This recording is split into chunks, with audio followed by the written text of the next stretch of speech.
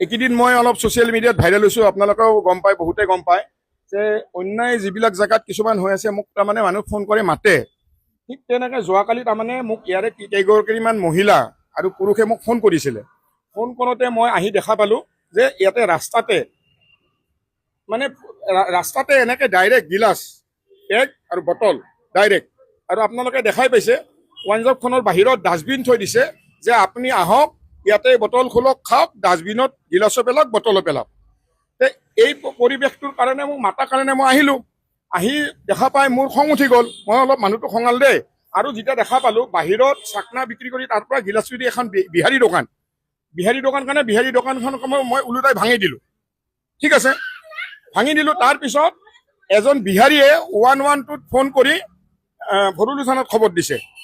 ভৰুলো থানাৰ পুলিচে লৈ গ'ল মোক। মই ধুনীয়াকৈ গুচি গৈছোঁ, কিন্তু থানাৰ পুলিচে জানে মোৰ চৰিত্ৰ মই কেনেকুৱা। মোৰ আজিলৈ কোনো কেলেংকাৰী নাই, কোনো একো ৰেকৰ্ড নাই, বেয়া নাই। গোটেই কথাখিনি গম পোৱাৰ পিছত 5 মিনিটৰ ভিতৰত মোক থানাৰ পৰা আহিব দিছে। আচল ঘটনাটো গম পোৱাৰ পিছত যে এইহে কেছ, 5 মিনিটৰ ভিতৰত মোক আহিব দিছে। কিন্তু ঘটনাটো হ'ল কি, আজি যিখিনি বিহাৰীৰ দপদপনি, কাৰ কাৰণে, কাৰ ভুলৰ কাৰণে মই অসমত বিচাৰোঁ অসমীয়াৰ দপদপনি, অসমীয়াগিৰি চলিব লাগিব। সেইখিনিয়ে মোৰ উদ্দেশ্য। তাৰ কাৰণে যদি কোনোবাই মোক মাৰিও পেলায়, মই মৰি যাম, কোনো কথা নাই। কিন্তু মই জীয়াই থকালৈ মই অসমীয়াৰ খিলঞ্জীয়াৰ হৈ মই যুঁজি যাম। অসমীয়াৰ অস্তিত্ব অসমীয়াত থাকিবই লাগিব। 855 শ্বহীদৰ যাতে আত্মাই শান্তি পায়, মই তাৰ কাৰণে এতিয়াৰ পৰা কাম কৰিম। এতিয়া বিচাৰোঁ এই যিখন ৱাইন শ্বপ, এইখনত আবকাৰী বিভাগে যাতে এওঁলোকৰ অনুজ্ঞাপত্ৰ বাতিল কৰে, সেইটোৱে। আৰু এওঁলোকে লিখিতভাৱে কমপ্লেইন দিব, আৰু ময়ো CM ছাৰলৈ পত্ৰ লিখিম। লোকেশ্যনটো হ'ল আপোনাৰ শান্তিপুৰ বাছ ষ্টেণ্ডৰ পৰা অলপ আগত, শান্তিপুৰ পেট্ৰল পাম্প নাপাওঁতে ব্ৰহ্মপুত্ৰ ৱাইন শ্বপ। হয় হয়,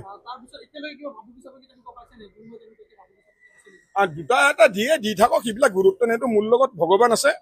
মোৰ বডিগাৰ্ড ভগৱান। মই নিজে ভাবি লৈছোঁ ভগৱান মোৰ লগত আছে। আৰু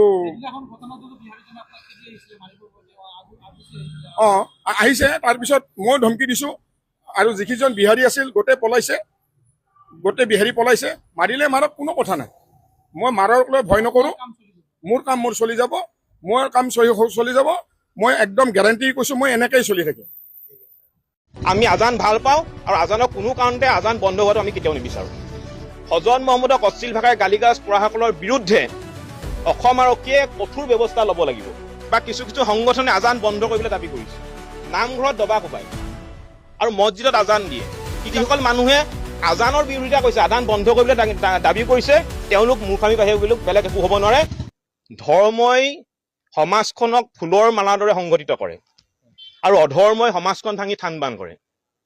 আমি মহাপুৰুষ শ্ৰীমন্ত শংকৰদেৱ গুৰুজনাৰ আদৰ্শৰে ডাঙৰ হৈছোঁ,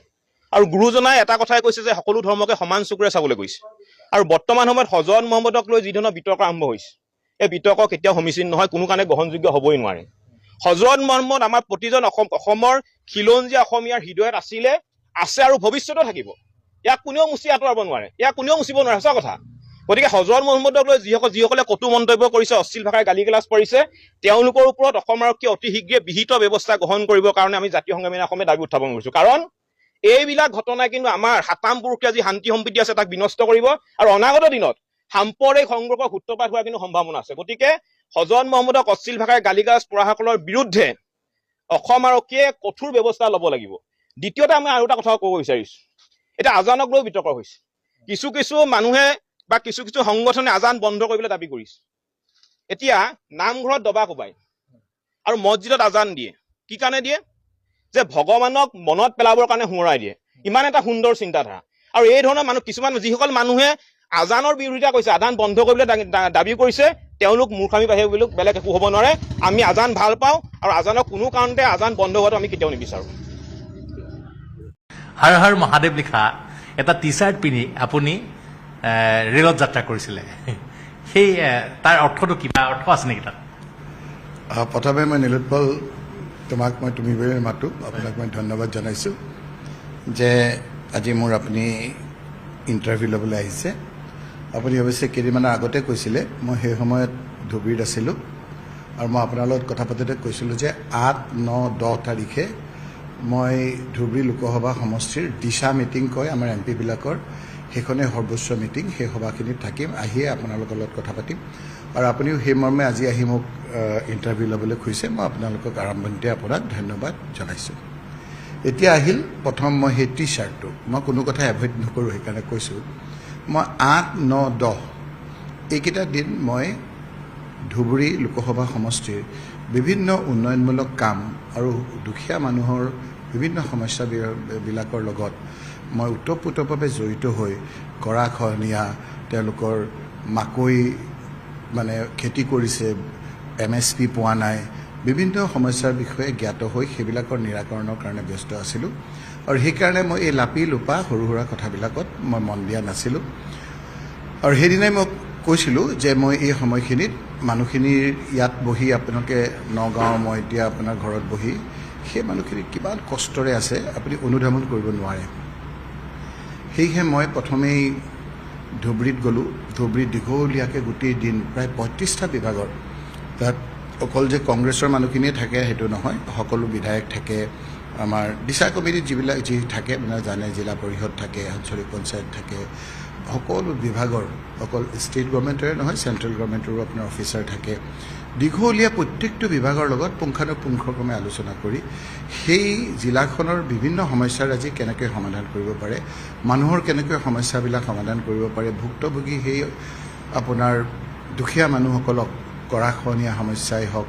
বিজুলী বাতিৰ সমস্যাই হওক ৰাস্তা ঘাটৰ সমস্যাই হওক খেতি বাতিৰ সমস্যাই হওক বিভিন্ন বিভাগ 35টা বিভাগৰ কথা আলোচনা কৰি প্ৰথম 8 তাৰিখে মই ধুবুৰীত আলোচনা কৰিলোঁ তাৰপিছত 9 তাৰিখে আহি পেলাই আমি এখন APDSLৰ মিটিং সেইখনতো আপোনাৰ MP হিচাপে মই চেয়াৰমেন সেইখনতো আমাৰ অল পাৰ্টি ডেলিগেশ্যন থাকে অল পাৰ্টিৰ MLA থাকে জিলা পৰিষদ থাকে সেইসকলৰ লগত গোৱালপাৰালৈ মিটিং কৰিলোঁ 9 তাৰিখে তাতো বিভিন্ন বিভাগৰ সমস্যাবিলাক আমি কথা পাতিলোঁ তাৰপিছত একদম সীমামূৰীয়া ইণ্টাৰনেশ্যনেল সীমা য'ত মানুহ এতিয়া যাবলৈ আপোনাৰ মেঘালয় পাৰ হৈ যাব লাগে মেঘালয়ৰ ৰাস্তাও বহুত বেয়া সেইকাৰণে টুৰা হৈ যাবলগীয়া হৈছে তাত মই ৰাতি থাকি মানকাছাৰৰ মানুহক লগ পালোঁ মানকাছাৰ গৰাখহনীয়াৰ সমস্যাৰ লগত লগ খাই তাত MP ফাণ্ডৰ যোগেদি কিছু চৰকাৰেও আমাক যথেষ্ট তাত ৱাটাৰ ৰিচোৰ্চ ডিপাৰ্টমেণ্টক সহায় কৰিছে মেন পাৱাৰৰ কাৰণে কিছু সমস্যা আছে বুলি ক'লে খৰচৰ কাৰণে সেইখিনি মই MP ফাণ্ডৰ পৰা যোৰা লগাব পাৰোঁলৈকে চালোঁ তাৰপিছতে আমাৰ সেইখন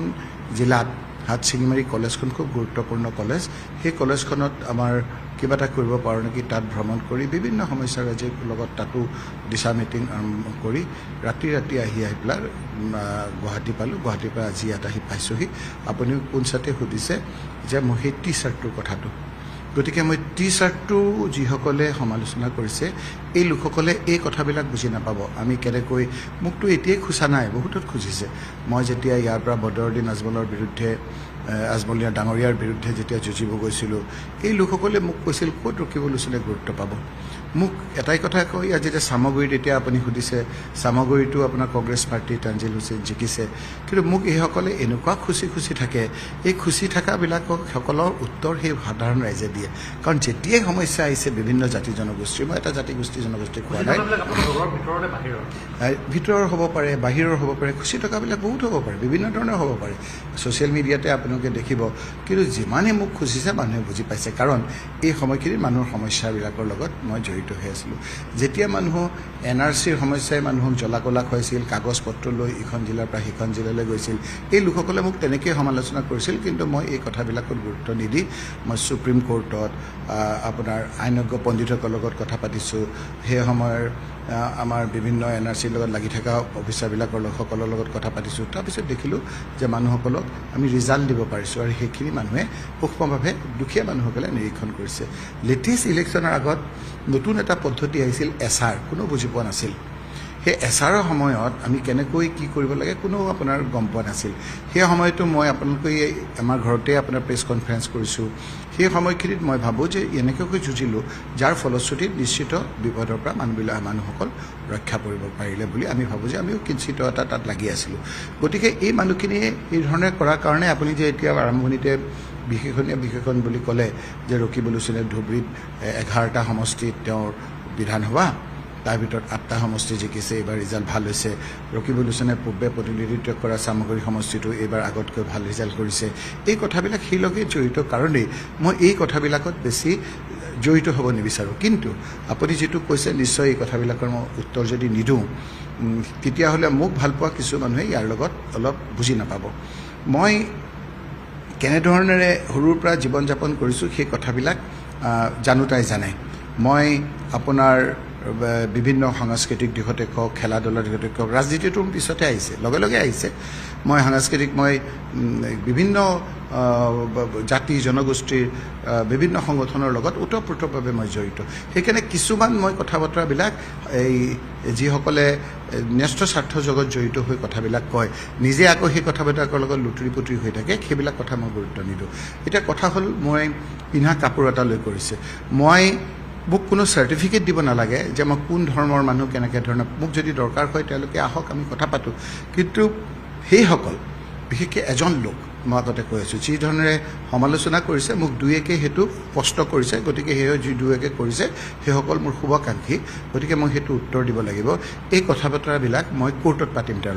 তেওঁৰ লগত এটা মই আইনজ্ঞৰ লগত কথা পতা নাই, মই এতিয়া পাতিম। এটা ক্ৰিমিনেল কেছ মই দিম, থানাতো দিম, আৰু আমাৰ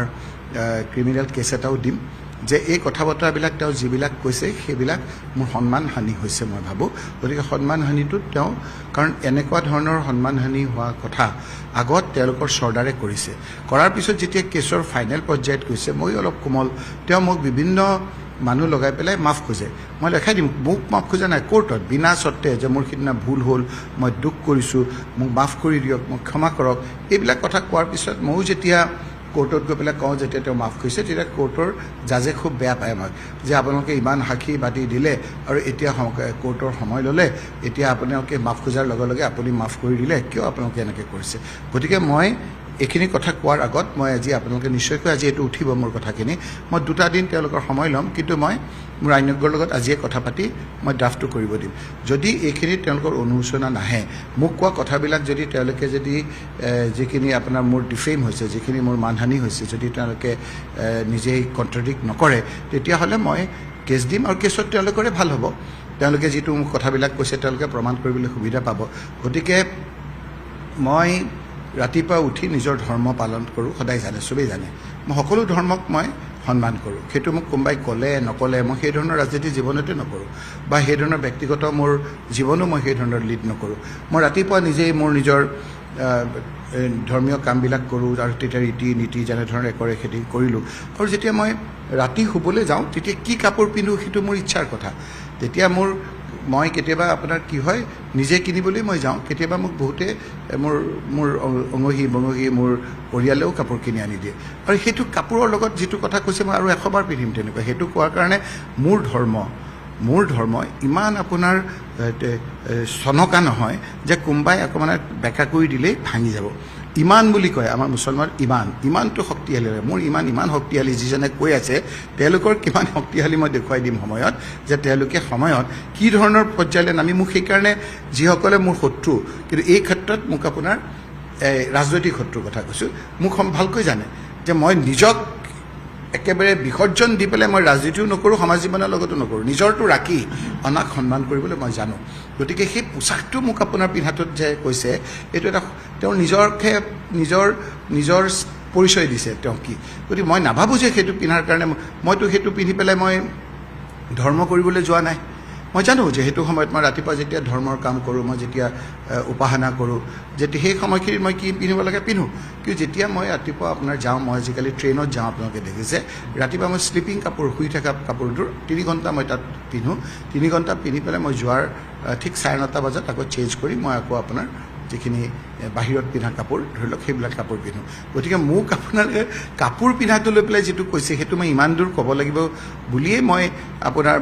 ভাবা নাই এইটো মই। কিন্তু কোৰ্টৰ আশ্ৰয় ল'ম মই, যে মোক এইবিলাক লৈ পেলাই যিধৰণে আপোনাৰ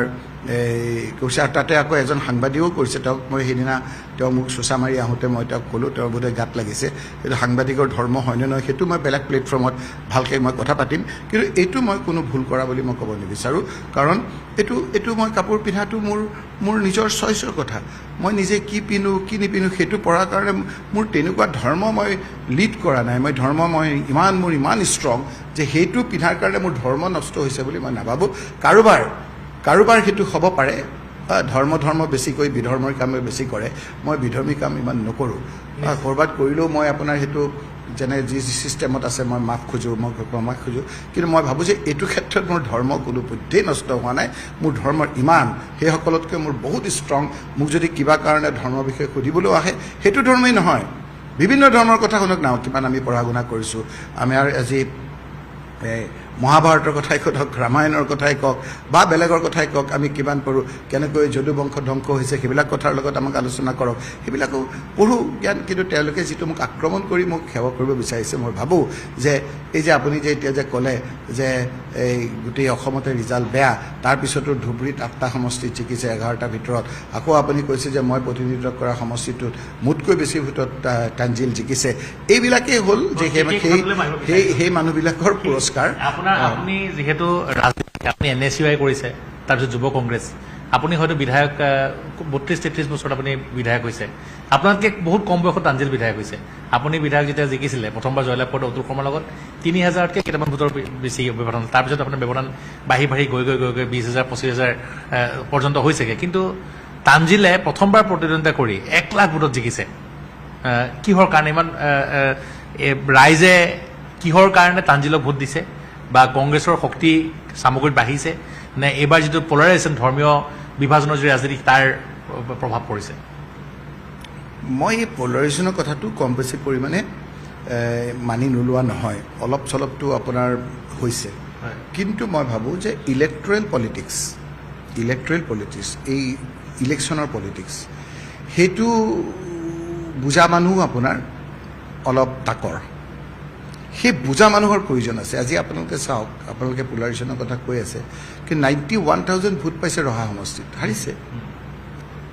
গতিকে একেখিনিতো 91,000 ভোট পাইছে কিমানত হাৰিছে বেলেগ কথা 91,000 ভোট পাইছে গতিকে আমি যেতিয়া বিভিন্ন ক্ষেত্ৰত আমি এইবিলাক এনালাইচিছ পৰ্যালোচনা কৰিম ইলেক্ট্ৰেল পলিটিক্সটো অকণমান সুকীয়া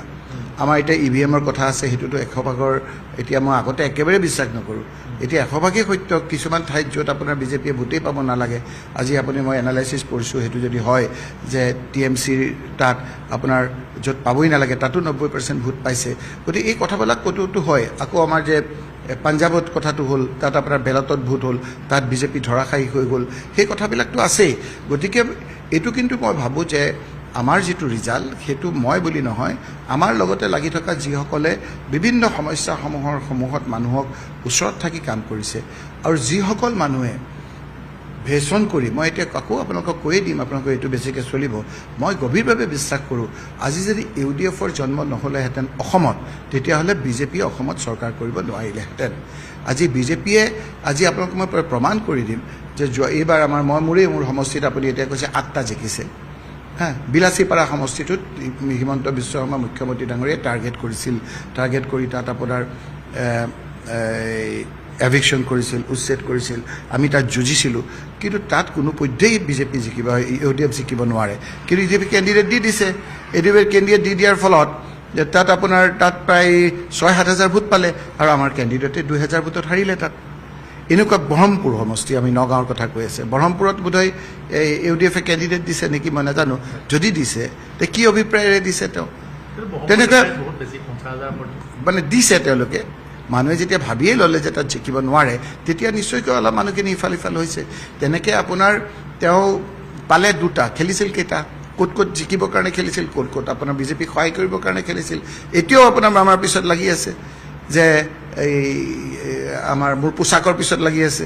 সেইকাৰণে মই ভাবোঁ যে জামুগুৰি সমষ্টিটো যিটো ব্যৱধান হৈছে সেইটো আমাক খুচি থকা আৰু বিপদৰ সময়ত মই মোৰ ল'ৰা হিচাপে বুলি কোৱা নাই তাঞ্জিলেতো আপোনাৰ ভাড়াৰ পিছদিনাৰ প্ৰায় পূৰা মই দেখিছোঁ দূৰৰ পৰা যে সামগ্ৰী মানুহৰ লগত আছে বিভিন্ন আপদে বিপদে আছে মোক আক্ৰমণ কৰিলে বিভিন্ন ধৰণৰ আপোনাৰ সেইখিনি প্ৰতিহিত কৰিও তেওঁ বিভিন্ন ক্ষেত্ৰত গৈছে গতিকে ৰাইজে মৰম কৰিছে তাত আপোনালোকক মই আজি কওঁ যে সামগ্ৰী সমষ্টিত কিছু সংখ্যক আমাৰ সংখ্যাগুৰু মানুহ আছে আপোনালোকে খবৰ কৰক সেই সংখ্যাগুৰু মানুহ অকলপ য'ত আমাৰ বেলেগ সমষ্টিৰ মানুহ যদি তেনেকুৱা হয় নাযায়েই মই বিহুৰ আগ পাছ আনকি কাউণ্টিঙৰ সময়ত যিটো সময়ত কোনো আপোনাৰ প্ৰয়োজনো নাই সেই সময়খিনিতো সেই মানুহৰ বিভিন্ন প্ৰগ্ৰামত গৈছোঁ গতিকে মই সেইটো কেইবাত জিকিছে ক'ৰবাত হাৰিছে সেইবিলাক কথা মোৰ ইমান আপোনাৰ হ'ল আৰু ৰাজনীতি কৰিলোঁ জিকিলোঁ MP হ'লোঁ সেইবিলাক নকৰোঁ কিন্তু মই এটা নিজৰ আদৰ্শ নীতিত চলিম আৰু সেইটোৱে চলি আছোঁ আৰু সেইকাৰণে সেইটোৰে উত্তৰ দিছোঁ যে মই যে সেই পোচাকটো পিন্ধিছোঁ সেই পোচাকটোৱে পিন্ধাৰ কাৰণে মোক যিসকলে আপোনাৰ সমালোচনা কৰিছে সেইসকলৰ উত্তৰ হ'ল যে মই কোনো ধৰণৰ এই ক্ষেত্ৰত ভুল কৰিছোঁ বুলি নাভাবোঁ মই কোৰ্টত যাম কোৰ্টত গৈ পেলাই মই এই কথাখিনি পাতিম আপোনালোকো আহক পিছত খালি যদি এতিয়া এই দুদিনৰ ভিতৰত আপোনালোকে একশ্যন নিদিয়ে পিছত মাপ চাপ খুজিলে নহ'ব আপোনালোকে প্ৰমাণ কৰিব লাগিব এইটোৰ দ্বাৰা কি কথা কৈছে মই ইমান চোৱা নাই সেইখিনিৰ দ্বাৰা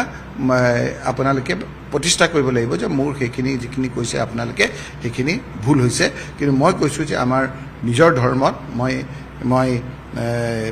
ইমান যিটো কয় মোৰ ইমান নিশ্চয়কৈ সেইসকলতকৈ বেছি বুলি মই ভাবোঁ কাৰণ মই এই ক্ষেত্ৰত নিয়ম যিখিনি আছে মই এইখিনি পালন কৰোঁ তেওঁলোকে বোধহয় নাজানে মই ক'বও নালাগে মই যোৱাকালিও আপোনাৰ ব্ৰত ৰাখিছোঁ ৰোজা ৰাখিছোঁ মই তেওঁলোকক সুধি পেলাই ৰাখিম নেকি সেইটো কি মই সেইটো পোচাক পিন্ধিলে মোৰ ৰোজা ভংগ হ'ব নেকি মই নাভাবোঁ সেইটো ভংগ হ'ব বুলি মই যেতিয়া মোৰ উপাসনা কৰিম সেই পোচাকটো পিন্ধিব নালাগে ফটো থকা পোচাকে পিন্ধিব নালাগে সেইটো মই জানো সেইটো মই নিপিন্ধো সেইখিনি মই নিয়ম মানিম গতিকে সেইখিনি কথা মই আপোনালোকক থ্ৰুতে উত্তৰ দিলোঁ পিছত যদি অকল ছাবজেক্ট এইটোৱে হয় মই আপোনালোকক সেইটোৰ উত্তৰ দিম দাদা যিহেতু আপুনি 2024ত লোকসভাত ধুবুৰীলৈ গৈছে 24লৈকে কিন্তু এক বৰ্ণিল সময় আপোনাৰ 2001 চনৰ পৰা 2024 চনলৈকে আপুনি বিধায়ক আছিলে মন্ত্ৰী আছিলে তাৰপিছত বিৰোধী বিধায়ক উপদলপতি কিন্তু মধ্য অসম বা নগাঁৱত এতিয়া আপুনি এতিয়াও আপোনাৰ ৰাজনৈতিক প্ৰভাৱ আছে আপুনি যিহেতু আপোনাৰ পুত্ৰও এইবাৰ বিধায়ক হৈ আহিছে বা নগাঁৱৰ যিসকল বিধায়ক আছে কংগ্ৰেছৰ এইবাৰ নগাঁৱৰ পৰা দুগৰাকী বিধায়ক কাৰণ ধিং আপোনালোকে এৰি দিছে নগাঁও লোকসভাৰ উপ নিৰ্বাচন আহি আছে ধিং বিধানসভাত সমষ্টি আপোনালোকৰ যদিও বা আপোনালোকে মিত্ৰতা সৈতে এৰি দিছিলে এইবাৰ হয়তো ৰাইজৰ দলে কংগ্ৰেছক সমৰ্থন আগ নবঢ়াবও পাৰে কাৰণ যিহেতু গৌৰৱ গগৈৰ সৈতে অখিল গগৈৰ যিখিনি যুক্তিতৰ্ক হৈছে বা কংগ্ৰেছৰ বিৰুদ্ধে যিখিনি মন্তব্য দিছে আপুনি অৱশ্যে নিৰ্বাচনৰ পূৰ্বেই অখিল গগৈৰ বিৰুদ্ধে মন্তব্য দিছিলে তাৰ পূৰ্বেও তেতিয়াও যেতিয়া ব্ৰেণ্ড এম্বেচাডৰ বুলি কৈছিলে কিন্তু উপ নিৰ্বাচন আহি আছে উপ নিৰ্বাচন এইবাৰ নগাঁও লোকসভা সমষ্টি যিহেতু প্ৰদ্যুৎ বৰদলৈয়ে ত্যাগ কৰিলে তেওঁ বিজেপিত যোগদান কৰিলে এতিয়া বিজেপিয়ে প্ৰাৰ্থী দিব কংগ্ৰেছৰো হয়তো প্ৰাৰ্থী ভিতৰি আপোনালোকে ঠিক কৰিছে উপ নিৰ্বাচন এইবাৰ কংগ্ৰেছে সমষ্টি ৰাখিব পাৰিবনে মই উপ নিৰ্বাচনটো দিয়াৰ আগত মোক ঘপককৈ মনত পৰিছে এটা কথা আপোনাৰ খুব গুৰুত্বপূৰ্ণ কথাটো মই আলোচনা কৰোঁ মই এইবাৰ নিৰ্বাচন হৈ যোৱাৰ পাছত আপুনি দিছেনে নাই নাজানো চবতে আৰু এটা এই যেনেকৈ আপোনাৰ এতিয়া মই কাপোৰ পিন্ধাক লৈ লাগিলে মোৰ আমাৰ গুৱাহাটীত আমাৰ ধুবুৰী লোকসভা সমষ্টিৰ আৰু নগাঁৱৰ জিকি অহা MLA কেইজনক আগদিনা ৰাতি ৰাজীৱ ভৱনৰ মিটিঙত মই ক'লোঁ যে এপাক চাহ খাব আহিব তাত আমাৰ ইউথ কংগ্ৰেছৰ প্ৰেচিডেণ্ট আৰু দুজনো মোৰ লগত সম্বন্ধ আহিলে সেইখনে ফটো লৈ এজন হিন্দু বিধায়কক নামাতিলে তেওঁক আপোনাৰ চাব দেই কথাবিলাক কেনেকৈ খুচে মোক আৰু সেইকাৰণে যে মানুহে ভাল পায় বাকীবিলাকক মাতিলে অমুক মাতিলে তমুক মাতিলে তেতিয়া মই বুজাই দিলোঁ যে মই অকল ধুবুৰী লোকসভা সমষ্টিৰ মোৰ এটা দায়িত্ব আছে যিহেতু ধুবুৰীৰ পৰা ইয়াত MLA সকল আহিছে অ'ভাৰটেকিঙে হোৱা নাই মই একাপ চাহ খাব মাতিলোঁ সেই একেখিনি মানুহে আকৌ কৈছে যে মই JP দাস এজন হিন্দু তেওঁৰ পক্ষত মই আছিলোঁ বিভিন্ন কাৰণত সকলোৱে জানে যে হয় JP দাস কোনটো এতিয়া মই নিজকে ধৰিব পৰা নাই এতিয়া মোক এটা ক'লে যে মেৰু বিভাজন কৰি মই মাইনৰিটি কৰিছোঁ আকৌ কৈছে যে এজন জিকিছে সেইজনো তেওঁৰ কথাটো কি বস্তুটো পিতৃ বুলি কৈছে চাওক সেইটো পিতৃটো কোৱাটো তেওঁ ভাল হৈছে বেয়া হৈছে তেওঁৰ নিজৰ কথা আকৌ সেইটো স্বীকাৰ নকৰে তেওঁ এজন চিডুল কাষ্ট ল'ৰা মোৰ লগত সম্বন্ধ এইটো তেওঁই বুলিয়ে নহয় দুই এটা যিসকলে হাৰিছে সেইসকলৰ লগত জকতকৈ কম হাৰা মই নামটো নকওঁ সেইসকলৰ লগতো মোৰ আত্মিক সম্বন্ধ গতিকে এইটো হ'ল এটা সংহতীয় যিটো ইলেকশ্যন সেই ইলেকশ্যন জানা মানুহবিলাকৰ লগত অলপ কথা পাতি আমি পৰ্যালোচনা কৰিব লাগিব ইলেকশ্যনৰ ইলেক্ট্ৰেল পলিটিক্সটো অলপ বেলেগ মাইক্ৰ' মেনেজমেণ্ট এটা জানা মানুহ হ'ব লাগিব সেইখিনি কথা বতৰা মই কংগ্ৰেছ দলৰ ভিতৰত আমি পাতিব লাগিব নিশ্চয়কৈ এই বিপদৰ পৰা আমি উদ্ধাৰ হ'ব পাৰিম মই যিটো ভাবিছোঁ গতিকে নগাঁৱৰ কথা মোক যিটো কথা সুধিছে নগাঁও লোকসভা সমষ্টিৰ কাৰণে আমাৰ অল ইণ্ডিয়া কংগ্ৰেছ কমিটিও গুৰুত্ব সহকাৰে লৈছে আৰু প্ৰদেশ কংগ্ৰেছৰ সভাপতিয়েও লানিয়ে লানিয়ে আপোনাৰ আলোচনা কৰিছে মাজতে একলানি আলোচনাত যে ইণ্টাৰনেল পৰ্যবেক্ষক কিছু দিছিলে সেইটো কি দিছিল মই নাজানো কিন্তু সেইসকলৰ যেতিয়া সভাত মই গৈছিলোঁ তেতিয়াও আমি নিজৰ কথাখিনি মই কৈছোঁ যে মই চামগুৰি সমষ্টিত মই অলপ এবাৰ গুৰুত্বটো দিব লাগিব বাকীখিনি ক্ষেত্ৰত এতিয়ালৈকে মই কোনো ধৰণৰ পৰ্যালোচনা কৰা নাই কিন্তু দেখা গৈছিল যে আমি প্ৰায় বিজেপিৰ লগত বিজেপি এজিপি জোঁটৰ লগত 2 লাখতকৈ বেছি ভোটত আমাৰ এইটো ব্যৱধান আছে যদি এতিয়া আকৌ এটা মডেল এটা হৈছে নহয় অসমত চামগুৰি বাই ইলেকশ্যন মডেল তাৰমানে পুলিচি মডেল মানে এইবিলাক কথা বতৰাবিলাকো আছে কিন্তু আমি ভালকৈ ষ্ট্ৰেটেজি কৰিলে নিশ্চয়কৈ এবাৰ সকলো আমি ইয়াত জিকিবলৈ খুব টান নহ'ব কিন্তু মই এতিয়ালৈকে সামগ্ৰী কেন্দ্ৰিক কথা বতৰাবিলাকক আপোনাক উত্তৰ দিবলৈ মোৰ সুবিধা হ'ব দাদা আৰু এটা কথা আপোনাৰ জানিব বিচাৰিছে আপুনি সামগ্ৰী কেন্দ্ৰিক ক'ব বিচাৰিলোঁ আপুনি যিহেতু অসম প্ৰদেশ কংগ্ৰেছ কমিটিৰ এগৰাকী জ্যেষ্ঠ নেতা ৰাষ্ট্ৰীয় পৰ্যায়তো আপোনাৰ গুৰুত্ব আছে আপুনি সৰ্বাধিক ভোটত জয়লাভ কৰা এগৰাকী সাংসদ এইবাৰ যি নিৰ্বাচনত বহুতে কয় আপোনালোকৰ কংগ্ৰেছৰ যিসকল শুভাকাংক্ষী আছে তেওঁলোকে কয় যে ধিং দলগাঁও বা যি আপোনাৰ বিনাকান্দি এইসমূহ সমষ্টি যে আপোনালোকে মিত্ৰতা সূত্ৰে এৰি নিদি কংগ্ৰেছে প্ৰতিদ্বন্দ্বিতা কৰা হ'লে ধিংটো জয়লাভ কৰিছে কিন্তু দলগাঁও আৰু যি বিনাকান্দি যেতিয়া বৰ্তমান আপোনালোকে পৰাজয় বৰণ কৰিব লগা হ'ল সেই সমষ্টি যদি আপোনালোকে নিৰ্বাচন খেলাহেঁতেন কংগ্ৰেছৰ আসনৰ সংখ্যা আৰু বাঢ়িলেহেঁতেন নেকি সেই মিত্ৰতাৰ প্ৰয়োজন নাছিল নেকি নিৰুৎপল বাহ্যিক দিশৰ পৰাটো এইটো দেখা যায় সেইটো সত্য কিন্তু যেতিয়া এলায়েন্স এটা কৰা যায় অকল ইয়াতে নহয় এৰা ধৰা তেওঁলোকেও বহুতো কৰিছে এটা বিজেপিও এৰা ধৰা কৰিছে যেতিয়া আমাৰ দুজনক লৈ গ'ল তেওঁলোকৰ একদম নিষ্ঠাবান বিজেপি বাদ দি পেলাই দিবলগীয়া হৈছে ইলেক্ট্ৰেল পলিটিক্সত যেতিয়া বেলেগ দলৰ লগত সন্ধি হয় এলায়েন্স হয় তেতিয়া এৰা ধৰা কৰিবলগীয়া হয় আৰু যেতিয়া ৰিজাল্টটো ভাল হয় তেতিয়া কয় যে আপোনাৰ এলায়েন্সটো ভাল হ'ল আৰু যেতিয়া হাৰে তেতিয়া এনেধৰণৰ কথাবিলাক কয় যোৱাবাৰ আমাৰ এলায়েন্স নহ'ল এলায়েন্স নোহোৱাৰ পিছত আপোনালোকে অংকৰ দিশৰ পৰা চাওক যে যোৱাবাৰ আমি 50টা জিকিছিলোঁ আমাৰ অখিল গগৈক ধৰি পেলাই আপোনাৰ অখিল গগৈ ডাঙৰীয়াক ধৰি পেলাই 51 হ'ল তাৰমানে আৰু যদি আমি 12টা ছিট পালোহেঁতেন তেতিয়া আমি চৰকাৰে নিজে কৰিব পাৰিলোহেঁতেন কিন্তু দেখা গৈছিল যে প্ৰায় 15টা ছিটত অসম জাতীয় পৰিষদ তাৰপিছতে আপোনাৰ ৰাইজৰ দল এইসকলৰ দুজনৰ ব্যৱধান ধৰি লওক আমাৰ এতিয়া দুলীয়াজানত আমাৰ জাতীয় পৰিষদ আৰু কংগ্ৰেছৰ মিলি পেলাই যিটো হয় তাতকৈ বিজেপিতকৈ বেছি ঠিক তেনেকৈ আমাৰ তেনেকুৱা 15টা 20টা সমষ্টিত আমাৰ সেইটো হৈছিল আৰু গোটেই 5টা বছৰ কৈ থাকিলে যে এলায়েন্সটো হ'লে আমি জিকিলোহেঁতেন এতিয়া যেতিয়া এলায়েন্সটো হৈ পেলাই 2-এটা ছিটত তেনেকুৱা হ'ল সেই ধৰণৰ কথাবিলাক কৈছে মই নিজৰ দলৰ ভিতৰত এইখিনি পাতিম কিন্তু ৰাজহুৱাকে এইখিনি কথা কোৱাটো মোৰ অনুচিত হ'ব আৰু এটা কথা আপোনাক জানিবলৈ চেষ্টা কৰিম 2001 চনৰ পৰা 2016লৈকে আপুনি মন্ত্ৰী আছিলে চামগুৰি সমষ্টিত সেই সময়ছোৱাত ৰকিবুল হুছেইন মুছলমানৰ নেতা নাছিলে সেই সময়ছোৱাত আপুনি বিভিন্ন যিহেতু চামগুৰি সমষ্টিত আমি যদি চাওঁ যথেষ্ট সংখ্যক হিন্দু বা অসমীয়া লোক আছে এতিয়াৰ সমষ্টিটো বেলেগ হ'ল তেতিয়াৰ সমষ্টি বেলেগ আছিলে আপুনি ভাগৱত পাঠক নামঘৰৰ বা হিন্দু ধৰ্মৰ যিসমূহ অনুষ্ঠান সেইসমূহলৈও আপুনি সেই সময়ত যায় 2016 চনৰ পিছৰ পৰা ৰকিবুল হুছেইন সংখ্যালঘু নেতা হৈ গ'ল আপুনি এতিয়া ধুবুৰীৰ আপুনি MP হ'ল ৰাজনীতি অসমত সলনি হৈছে নেকি নিৰুৎপল আপুনি মানে মোক ভালকৈ জানে কাৰণে কথাবিলাক সুধিছে মই শংকৰ সংঘৰ লগত আত্মিক সম্বন্ধ আছে আপুনিও জানে কীৰ্তন পুথিখন যেতিয়া তেওঁলোকে ইংৰাজীত অনুবাদ কৰি থৈ দিছিল সেই সময়ত মই অলপ হ'লেও আজি মুখ্যমন্ত্ৰী ডাঙৰীয়া আৰু আগৰ মুখ্যমন্ত্ৰী ডাঙৰীয়া সহায়ত আমি পূৰ্ণাংগ কৰি উলিয়াইছিলোঁ ছপা কৰি ইয়াৰ তোৰণৰ লগত আমি সম্বন্ধ আছিলে তেতিয়া কৈছিল যে যিটো আপোনাৰ আমাৰ শংকৰ সংঘৰ বেবেজিয়াত তেওঁলোকৰ জয়ন্তী হৈছিল তাত মোক কাৰ্যকৰী সভাপতি পাতিছিলে মই গোটেই অৰ্গেনাইজেশ্যনটোৰ লগত ওতঃপ্ৰোতভাৱে জড়িত হৈ আছিলোঁ আৰু মই কোনো সেই সময়ত আপোনালোকে কোৱা কথাবিলাক মই এজন লোক যে আপুনি দেখিছিলে যে নামঘৰৰ ভিতৰলৈ মোক লৈ যায় মই কোনো ফিল কৰা নাছিলোঁ মই তাৰপিছত মই যেতিয়া ধুবুৰীলৈ গ'লোঁ মই খোলাকৈ আপোনাক আজি কৈছোঁ তেতিয়া দেখিলোঁ যে আগত এনেকুৱা এটা এটমস্ফিয়াৰ হৈ গৈছে যে আপুনি কোৱাৰ ধৰণেৰে যে ধুবুৰী হ'লেই আপোনাৰ মানে পূৰা এই ধৰণৰ কথা হ'ব সেই কথাটো আপোনালোকে খবৰ লওক ধুবুৰীলৈ এপাক আহক আজি সলনি হৈছে বিজেপিৰ মানুহখিনিকো সোধক তাত কোনোদিন তাৰ MPয়ে দুৰ্গা পূজা মন্দিৰত গৈ MP ফাণ্ড দিয়া নাই তাত দুৰ্গা পূজাৰ সময়ত তাত আপোনাৰ বিভিন্ন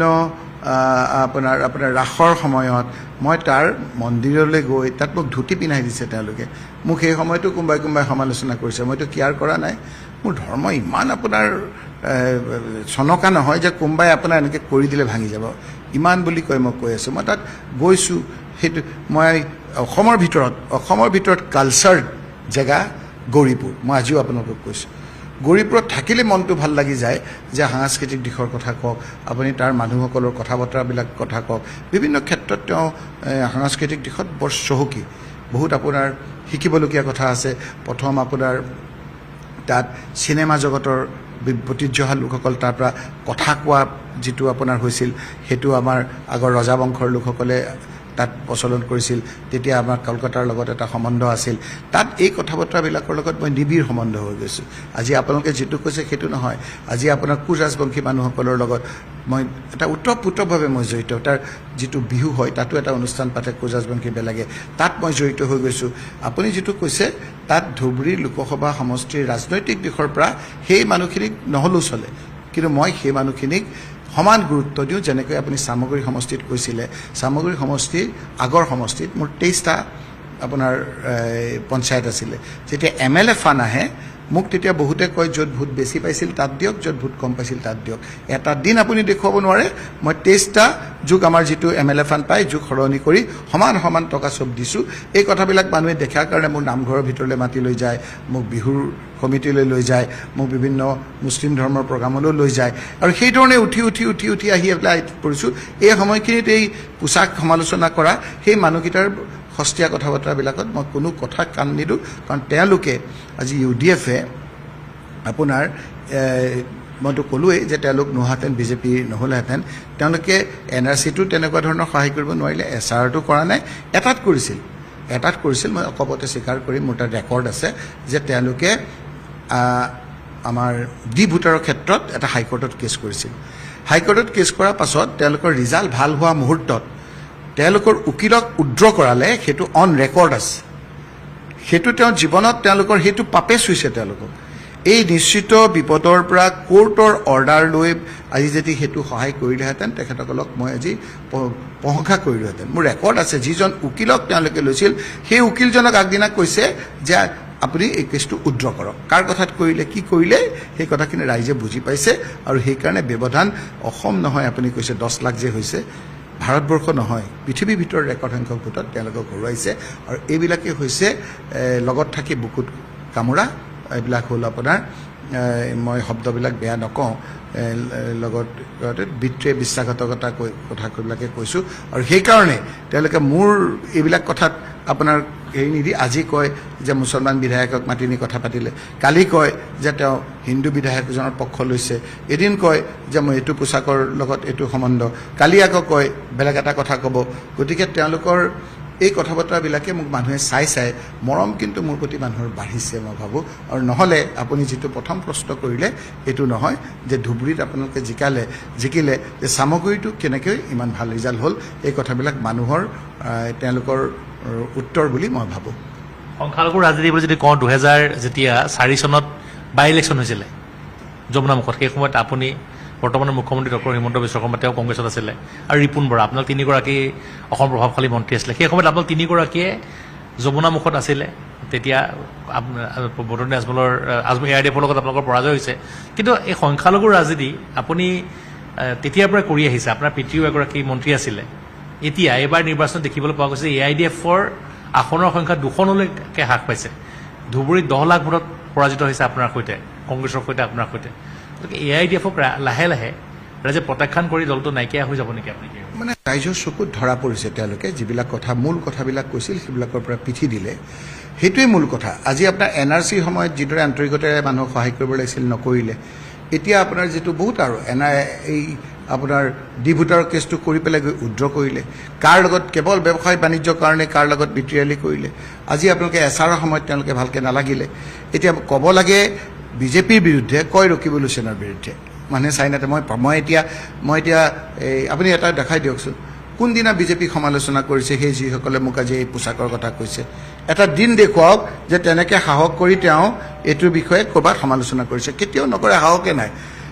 আপুনি আজি যে বিধানসভা হওক লোকসভা হওক আপোনালোকে প্ৰশ্ন কাক কৰিব শাসক পক্ষকে প্ৰশ্ন কৰিব আমি বিৰোধী পক্ষে প্ৰশ্ন কৰে তেওঁলোকে উত্তৰ দিয়ে তেওঁলোকে মোক প্ৰশ্ন কৰে মই কি পিন্ধিলোঁ মই ক'ত গৈছোঁ কাৰ লগত কথা পাতিছোঁ সেই কথাবিলাকক গুৰুত্ব দি সেইকাৰণে তেওঁলোকে ৰাইজে ৰিজেক্ট কৰিছে মূল সমস্যাবিলাকৰ লগত তেওঁলোকে জড়িত নহয় আৰু এই কথাবিলাক বুজি পাইছে যে আজি তেওঁলোকৰ UDFৰ যদি জন্ম নহ'লেহেঁতেন আজি এই বিজেপি আজি ইয়াত চৰকাৰ কৰিব নোৱাৰিলেহেঁতেন আৰু সেইকাৰণে তেওঁলোকে এতিয়া লাহে লাহে দুটা ছিটলৈ আহিছে অলপ আমাৰ ভালকৈ হোৱাহেঁতেন মই ভাবোঁ যে শূন্যলৈ হ'লহেঁতেন বিধায়ক হিচাপে আপুনি প্ৰায় 24 বছৰ থাকিলে প্ৰায় 24 বছৰ থাকিলে এতিয়া আপোনাৰ কোনটো বেছি ভাল লাগে সংসদীয় ৰাজনীতি ভাল লাগে নে বিধানসভালৈ পুনৰ আহি আপোনাৰ পুত্ৰও আছে বিধানসভাত এইবাৰ গতিকে আপুনি ক'ত ভাবে যে সংসদত বেছি বলিষ্ঠভাৱে কথা ক'ব পৰা যায় নে বিধানসভাত কথা ক'লে ৰাইজৰ সমস্যাৰ সমাধান হ'ব আপুনি যিখিনি মানুহৰ কথা ভাবিছে এইটো মই নিজে পৰ্যালোচনা কৰা নাই মোক যিটো দায়িত্ব দিছে মই পালন কৰিছোঁ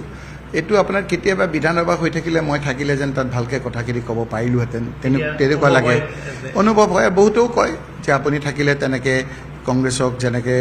ব্যক্তিগতভাৱে আক্ৰমণ কৰিব নোৱাৰিলেহেঁতেন এইটো মই নকওঁ মোক মানুহে কয় তেতিয়া মই ভাবোঁ যে হয় দুটামান কথা মই মুখে মুখে ক'ব পাৰিলোহেঁতেন কিন্তু আকৌ লোকসভাত গৈও কিছু সমস্যাৰ কথা মোক এতিয়া আপোনাৰ বিভিন্ন ধৰণে এটা কথা মই আকৌ আপোনাক কওঁ মই প্ৰথম যেতিয়া লোকসভালৈ গ'লোঁ তেতিয়া পাৰ্টীয়ে ঠিক কৰি আপোনাৰ এই UCC কথাটো আপুনি উঠা নাই এইবাৰ মানে কথা কোৱাৰ কাৰণে এই দুই এক কোনোবাই আপোনাৰ এতিয়া মই নিজেই পাৰ্লিয়ামেণ্টৰ কেণ্ডিডেট কোনোবা একদম শিক্ষিত বিৰাট আপোনাৰ সেইবিলাক কৈ পেলাই কাৰোবাক আমাৰ কংগ্ৰেছৰ MLA কোনো জ্ঞান নাই সেইটো বিষয়ে তেওঁৰ জ্ঞান আছেনে নাই এছেম্বলিত উঠি পেলাই যিকোনো কথা ক'ব নোৱাৰে নহয় এজন MLA কিমান সময় পায় তাৰ ভিতৰতে ক'ব লাগিব আমাৰ MLAখিনিয়ে যিখিনি কথা কৈছে তানজিল হুছেইনৰ কথা ক'লে তানজিল হুছেইনে ক'লে মই দেখিছোঁ তাত যে UCCখন আমি তীব্ৰ বিৰোধিতা কৰিছোঁ তীব্ৰ বিৰোধিতা কৰাৰ কাৰণে মই ভিতৰৰ কথালৈ নগৈ এই সময়খিনিত আপোনালোকে যে মূল্যবৃদ্ধিৰ কথা পাতিব লাগিছিল সেই কথাটোকে মই আপোনালোকক আঙুলিয়াই দিছোঁ সেইটো কথাটো মই ভাবোঁ যে এই কথাটো খুব ছিগনিফিকেণ্ট কথা যদি আমি তাৰ ভিতৰলৈ যাওঁ তাৰমানে আমি UCCখনৰ পক্ষ লোৱা নিচিনা বুজাব গতিকে এই কথা আৰু তেওঁ 2 মিনিটৰ ভিতৰত ক'ব লাগে লগে স্পীকাৰে আপোনাৰ বেল মাৰি দিব গতিকে 2 মিনিটৰ ভিতৰত গোটেই কথাখিনিও ক'ব নোৱাৰে যিকেইটা কথা কৈছে মই ভাবোঁ যে অতি গুৰুত্বপূৰ্ণ কথা কৈছে আচল কথাখিনি ৰিফ্লেকশ্যন হৈছে অকল তানজিলৰ কথাই নহয় বাকী আপোনালোকে ৰহিম আহমেদে মুখ্যমন্ত্ৰীৰ কথাবিলাক যিবিলাক কথা ক'লে ভাল কথা কৈছে আজি আপোনাৰ ডক্টৰ JP দাসে যিখিনি কথা ক'লে আৰম্ভণিতে আমাৰ ৱাজেদ আলী চৌধুৰীয়ে যিখিনি কথা ক'লে ভাল কথা কৈছে গতিকে UCCৰ কথাটোত তেওঁ যেনেকৈ এজন দুজনে একদমে কংগ্ৰেছৰ মানুহখিনি একো কোৱা নাই কয় তেওঁ সংসদীয় ছিষ্টেমটো নাজানে rules of procedure conduct of business Assam legislative assembly বুলি এখন কিতাপ আছে আৰু স্পীকাৰে যিবিলাক দিয়ে সেইমতে দিয়ে মই এইকাৰণে এই কথাখিনি কৈছোঁ যে মোকো UDFে গৈ একদম সমালোচনা কৰিছিল এইবাৰ আকৌ আপোনাৰ এইজনটো মোদী ডাঙৰীয়াৰ বন্ধু এজন আহিছিল নহয় কি আহিছিল ৱেচি ডাঙৰীয়া আহি পেলাই মোক সমালোচনা কি কৰিছে জানে মই বোলে লোকসভাত তাত গৈ প্ৰথম বক্তৃতা খেলৰ ওপৰত দিছোঁ কেৰম খেলৰ ওপৰত দিছোঁ অন্ততঃ তেওঁ ক'ব নালাগিছিল তেওঁ নিজে অলপ জানা শুনা মানুহ মই যেতিয়া লোকসভালৈ গ'লোঁ বিধানসভাটো একেই তেতিয়া বিভিন্ন ছাবজেক্টৰ ওপৰত আলোচনা হৈছে আলোচনা হওঁতে তেতিয়া আমাৰ অলিম্পিকৰ কাৰণে ভাৰতবৰ্ষীয় দল গৈছে ভাৰতীয় দল যাওঁতে সকলোৱে অলিম্পিকৰ বিষয়ে ক'বৰ কাৰণে এটা দলক সময় দিছে তেতিয়া মোক মোৰ দলে ক'লে যে তুমি খেলৰ লগত যিহেতু সম্বন্ধ তুমি ইয়াত 2 মিনিট পাবা 2 মিনিটত তুমি খেলৰ বিষয়ে ক'ব লাগে আৰু এইটো ক্ষেত্ৰত তুমি চৰকাৰক ধন্যবাদ দিবা যে অলিম্পিক গৈছে তাৰ মাজত তেওঁলোকে যিখিনি নিয়ম মানা নাই সেইখিনি কথা ক'বা মোৰ ফাৰ্ষ্ট স্পীচ মই 2 মিনিটত সেইখিনি ক'লোঁ যে মই অলিম্পিকত যোৱা দলটো ভাৰতবৰ্ষক মই কংগ্ৰেছ দলৰ ফালৰ পৰা অভিনন্দন জনাইছোঁ স্বাগতম জনাইছোঁ লগতে মই এটা খেলৰ আপোনাৰ সভাপতি সেই বিষয়ে খেলটো গুৰুত্ব দিয়াৰ ক্ষেত্ৰত অলিম্পিকৰ কথা ক'লোঁ সেইটোকে UDFে গৈ পেলাই কৈছে যে বানপানীৰ কথা নকৈ তেওঁ কেৰমৰ কথা ক'লে কথাটো চাব দেই সেইখিনি সংসদীয় ছিষ্টেমটোৰ এটা জ্ঞান নাই যে মোক এতিয়া যদি মই অলিম্পিকৰ বিষয়ে আলোচনা হওঁতে মই যদি ক'লোহেঁতেন গৰাখহনীয়া দিয়া নাই সেইদিনাইতো মোক স্পীকাৰ আৰু গোটেই দলে ভাবিলেহেঁতেন যে এইটোতো ক'ৰ এটা মানুহ আহিছে যে অলিম্পিকৰ বিষয়ে কওঁতে গৰাখহনীয়াৰ কথা কৈছে এতিয়া কাক বুজাব আপুনি সেই দুখীয়া মানুহখিনিক তাৰ পিছতে মানে আপোনাৰ 2 দিনৰ পিছত মইতো নতুন সংসদত কথা কোৱাটো অলপ টান প্ৰথম মোৰ তেতিয়া সেইদিনা আমাৰ কিছু MLA স্পীকাৰ গেলেৰীত আছিলে আমাৰ তাত 0 আৱাৰটো আপোনাৰ ইমান নিদিয়ে তেনেকৈ আমাক মই জোৰকৈ স্পীকাৰক কৈ পেলাই যে মই নতুন সংসদ মোক দিয়ক দি পেলাই মই তেতিয়া কৈছোঁ যে আপোনালোকে মোক এইটো দিয়া নাই আপোনালোকে গোটেই নৰ্থ ইষ্টৰ প্ৰতি অন্যায় কৰি আছে গৰাখহনীয়াৰ কথাটো আমাৰ দিল্লীত কথাবিলাক বুজি নাপায় যি চৰকাৰে নহওক কিয় বানপানী সমস্যাটো আমি কিবা কৰি মোকাবিলা কৰিব পাৰোঁ কিন্তু গৰাখহনীয়াত ব্ৰহ্মপুত্ৰ আৰু তাৰ উপনৈসমূহৰ যিটো আপোনাৰ গৰাখহনীয়া হয় সেই কথাটো দিল্লীয়ে গম নাপায় এইটো কাৰণেই যে ভাৰতবৰ্ষৰ বেলেগ যিবিলাক নদী আছে সেই নদীবিলাকৰ লগত ব্ৰহ্মপুত্ৰৰ স্বভাৱ নিমিলে ব্ৰহ্মপুত্ৰ নদী নহয় মই প্ৰথম কৈছোঁ বেলেগে কৈছে নে নাই মই আপোনাক দেখাম যে ব্ৰহ্মপুত্ৰ নদী নহয় ব্ৰহ্মপুত্ৰ নদ Brahmaputra is a mail river সেই কথাটো লোকসভাত মই উপস্থাপন কৰিছোঁ আৰু সেয়েহে ব্ৰহ্মপুত্ৰ যিটো নেচাৰ সেইটো বুজিবৰ কাৰণে স্পীকাৰ ডাঙৰীয়া আপুনি অল পাৰ্টিৰ ডেলিগেশ্যন আৰু আমাৰ কম্প্ৰিহেনচিভ এটা ৰিপৰ্ট দিবৰ কাৰণে অল পাৰ্টি আৰু লগত অল ডিপাৰ্টমেণ্ট কনভাৰ্জেন্স কৰি এটা দল পঠিয়াওক যাতে গৰাখহনীয়া কি সেই সমস্যাটো জানিব পাৰে আৰু এই গৰাখহনীয়াটো কোনো ৰাজ্য চৰকাৰ যি চৰকাৰে নহওক নিজৰ ধৰণেৰে মোকাবিলা কৰিব নোৱাৰে এইটো আপুনি ৰাষ্ট্ৰীয় সমস্যা হিচাপে ঘোষণা কৰক সেই কথাটোত দুদিন পিছত মই যেতিয়া ক'লোঁ সেই কথাটোত ইমান এইসকলে কোনো ঠিক আছে যদি তেওঁলোকৰ ইমান ট্ৰেন্সপাৰেণ্ট এবাৰতো ধন্যবাদ দিব লাগিছিল নিদিলে কিন্তু মই সেই যে খেলৰ কথাটো অলিম্পিকৰ সময়ত ক'লোঁ সেই কথাটোকে হাইলাইট কৰি থ'লে যে খেলৰ সময়তো মই গৈ গৰাখহনীয়া কথাটো কৈ দিব লাগিছিল যাতে মই সেই সময়তে গোটেই মানুহখিনিয়ে মোক যাতে উপলুঙা কৰিব পাৰে গতিকে সেই ধৰণৰ সমালোচনাৰ লগত আজি আপোনাৰ সেই যে মই টি চাৰ্টটো পিন্ধিলোঁ সেইটো শুই থকা শুবলৈ গৈছোঁ মই তেতিয়া জাষ্ট 3 ঘণ্টা শুই উঠিয়ে মই বেলেগ কাপোৰ পিন্ধিছোঁ নাইট শ্বুটযোৰৰ কথাটো সমালোচনা কৰি এই ধৰণৰ কথাবিলাক কৈছে আপোনালোকক কোৱাৰ পিছত দুদিনৰ পিছত যদি তেওঁ কোনো ধৰণৰ এইটো উত্তৰ নিদিয়ে নিজৰ কথাবিলাক প্ৰতিক্ৰিয়া নকৰে তেতিয়াহ'লে মই কোৰ্টলৈ যে যাম সেই কথাটো দিনৰ পোহৰৰ দৰে স্পষ্ট অসম চুক্তিৰ 6 নম্বৰ দফা ৰূপায়ণৰ ডাঙৰ প্ৰতিবন্ধকটো আমাৰ অসমৰ চিটুৱেশ্যনটো যেতিয়া অসমীয়া ভাষাটোৰ কথা কওঁ কাৰ্বি মানুহে কয় আমি নপঢ়োঁ ডিমাচা মানুহে কয় আমি নপঢ়োঁ এই কথাবিলাক ভাগ কৰোঁতে কৰোঁতে কৰোঁতে ইমপ্লিমেণ্টেশ্যনটো দিল্লীৰ পৰা নহয় আমাৰ পৰা টাফ হৈ যায় কোনো এটা ট্ৰাইবেল কমিউনিটি মিচিং মানুহৰ স্ক্ৰিপ্ট তেওঁলোকে ইউজ কৰা নাই কিন্তু যদি আপোনালোকে চাই কাৰ্বি তিৱা ইভেন বড়ো দেৱনাগৰী আছে ইংলিছ ৰোমান স্ক্ৰিপ্ট আছে অসমীয়া স্ক্ৰিপ্ট কাৰো লগত নাই গতিকে আমি এনেকুৱা দুৰ্ভাগ্য এটা প্ৰজন্ম যে যিটো প্ৰজন্মই আগৰ প্ৰজন্মৰ দিনত হৈ অহা ভুলখিনি কাৰেক্ট কৰি থাকিবলগীয়া হৈছে এভৰি ডে আৰু যেতিয়া এই কথাবিলাকত আমি সংঘাত আনি দিওঁ তেতিয়া আমাৰ আদাৰ মুভমেণ্টটো উইক হৈ যায় যদি আজি ডিমাচা কাৰ্বি বড়ো মানুহখিনিৰ লগত আপুনি ভাষালৈ যুঁজিব খোজে তেতিয়া তাৰ আদাৰ ইম্পেক্ট আহি যায় দেন আমি সৰু হৈ যাওঁ সেইকাৰণে বহুত ক্ষেত্ৰত মই আছুৰ লগতো পাতি থাকোঁ ক'ব কাৰণে খুব ভাল যে অসমীয়া ভাষা ৰাজ্য ভাষা কৰি দিয়ক প্ৰত্যেকটো পদে পদে অসমীয়া ভাষা কৰি দিয়ক লগে লগে মোৰ কেবিনেটতে বড়ো মানুহখিনিয়ে কয় দাদা আমি কিন্তু আমাক বাহিৰত ৰাখিব কাৰ্বি মানুহ এখনি কয় আমাক বাহিৰত ৰাখিব আৰু যেতিয়াই অসমীয়া ভাষাটোৰ কথা কয় আমাৰ বাকী জনজাতীয় মানুহখিনিৰ মনটো সৰু হৈ যায় তেওঁলোকে এই আমাক ভাষাটো জাপিয়ে দিব নেকি হিমন্ত বিশ্ব শৰ্মা এতিয়া কিন্তু আদাৰৱাইজ তেওঁলোক আমাৰ একে আমি অসমীয়া ভাষাই যদি আমাৰ মাজত ভাঙোন আনে তেতিয়াহ'লে এইটো আলোচনা নকৰাই ভাল এটা ডাঙৰ কাম মোদী ডাঙৰীয়াই হাতত লৈছে যে শিলিগুৰিৰ পৰা এক্সপ্ৰেছ কৰিডৰ বনাব ষ্ট্ৰেইট টু শিলচৰ যিটো আমাৰ অসমে শিলচৰৰ পৰা শ্ৰীৰামপুৰ এই গোটেই ডিষ্টেঞ্চটো আমি খুব বহুত বেছি আমাৰ ড্ৰামাটিকেলি কমি যাব মেক্সিমাম 6 to 7 আৱাৰ্ছত শিলচৰ আৰু আমাৰ শ্ৰীৰামপুৰৰ মাজত আমি যাব পাৰিম দিছ প্ৰজেক্ট উইল বি এনাউন্স চুন তাৰে এটা পৰ্চন শিলচৰৰ পৰা বৰাপানীলৈকে কাম আৰম্ভ হৈছে কেইদিনমানৰ ভিতৰতে বৰাপানীৰ পৰা গুৱাহাটী ষ্ট্ৰেংথটো এনাউন্স হ'ব followed by up to Siliguri Silchar corridor যিটো আমাৰ কাৰণে স্পেচিয়েলি কৰা হৈছে তাৰ পিছত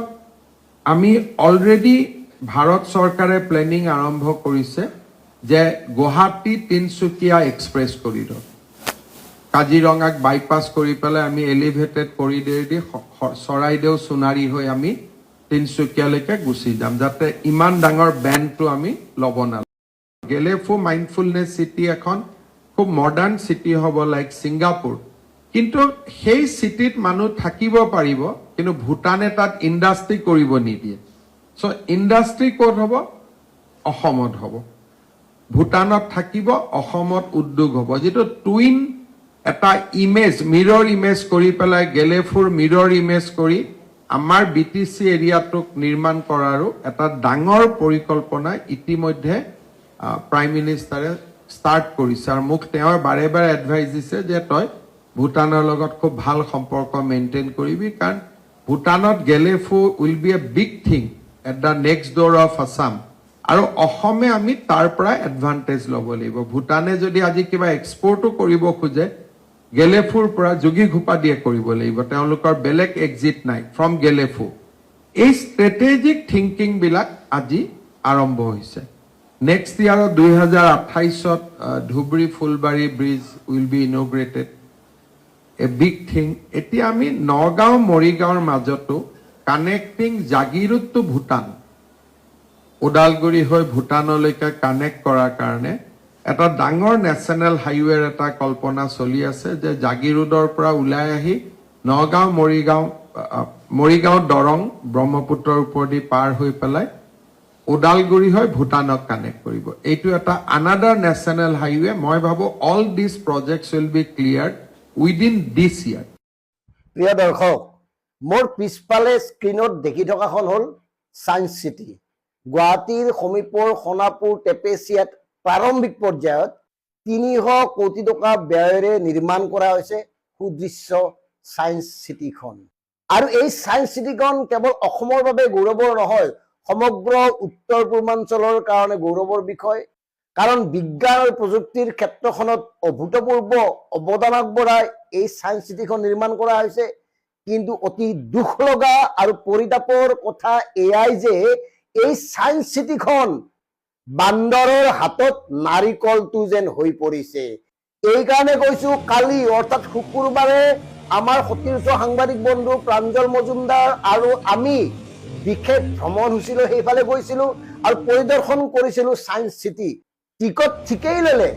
প্ৰৱেশত 50 টকা আৰু ভিতৰত 50 টকাকে টিকট লৈ বিভিন্ন অনুষ্ঠান আপুনি চাব গ'লে চব ঠিকে আছে, পৰিপাটি চব ঠিকে আছে। কিন্তু দুখ লগা কথাটো হ'ল, যিয়ে যেনেকৈ মন যায় তেনেকৈ ব্যৱহাৰ কৰিছে তাৰ বস্তুৰ, আৰু যাৰ বাবে বেছিভাগ বস্তুৱে বিকল হৈছে। মানে এনেকুৱা, আমাৰ যে চুইচ বৰ্ড থাকে, যোনে যেনেকৈ মন যায় যে টিপি যায় চুইচ বৰ্ড, ঠিক তেনেকৈ তাৰ বিভিন্ন ধৰণৰ বুটামবোৰ টিপি আছে। গাইডৰ ব্যৱস্থা নাই। আৰু এনেকৈ কোটি কোটি টকা নষ্ট কৰা হৈছে, এনেকৈ কোটি কোটি টকা অবাবত ব্যয় কৰা হৈছে, আৰু এনেকৈয়ে বান্দৰৰ হাতত নাৰিকল তুলি দিয়াৰ দৰে এই বিজ্ঞান চিটিখনক, ছায়েন্স চিটিখনক দৰ্শকৰ সন্মুখত তুলি দিছে। ইমানেই কথা। মানে কিহৰ কাৰণে 300 কোটি টকা ব্যয় কৰি নিৰ্মাণ কৰা হৈছিল এই ছায়েন্স চিটিখন, তাৰ যদি গুৰুত্ব মৰ্যাদাই বুজি নাপায়, সেই ছায়েন্স চিটি তত্বাৱধানৰ কাৰণে যদি ব্যৱস্থাই গ্ৰহণ কৰিব নোৱাৰে, মেনেজমেণ্টেই যদি নাজানে, মেইনটেনেন্স যদি কৰিব নোৱাৰে, তেতিয়াহ'লে কি অৰ্থ থাকিল? এনে আনক দেখুৱাই উন্নয়নৰ শ্লোগান দি এই ধৰণৰ বস্তুবোৰ কৰা হৈছে নেকি? এয়া ফূৰ্তি নেকি, ধেমালি নেকি? কোটি কোটি টকা ঋণ লৈ থাকিব আৰু এই ধৰণে চমৎকাৰ সৃষ্টিৰ নামত কিছুমান নিৰ্মাণ কাৰ্য কৰি থাকিব, আৰু মেইনটেনেন্সৰ অভাৱত 1 বছৰৰ ভিতৰতে ধ্বংস হৈ যাব। এই ছায়েন্স চিটিখন এই বছৰৰ 10 মাৰ্চ, 3 মাহ হ'ল, 10 মাৰ্চত মুকলি কৰিছিল, আৰু মুকলিৰ 3 মাহৰ পিছতে 10টাতকৈও অধিক